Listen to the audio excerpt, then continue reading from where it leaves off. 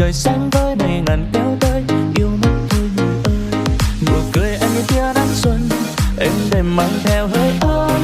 Âu sầu trong anh như xóa đi chỉ với những nụ cười ngây ngô đáng yêu.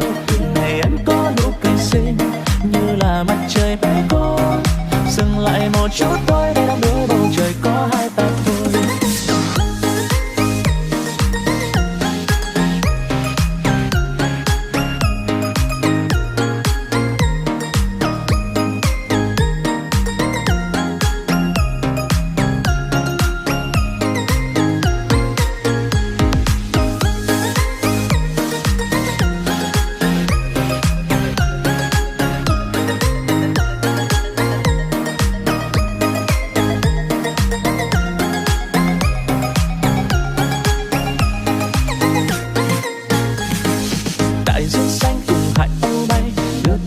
Khắp đất trời này chỉ cần em bên cạnh anh thôi, bao giấc cùng kẻ thơ.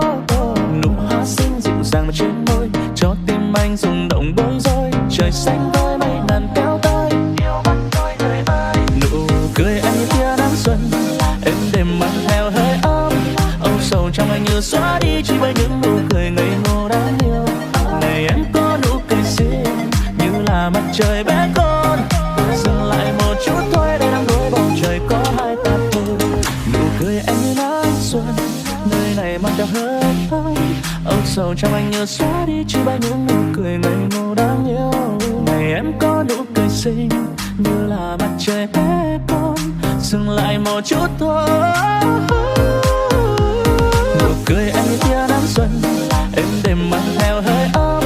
Âu sầu trong anh như xóa đi chỉ với những nụ cười ngây ngô đáng yêu. Này em có nụ cười xinh như là mặt trời bé con,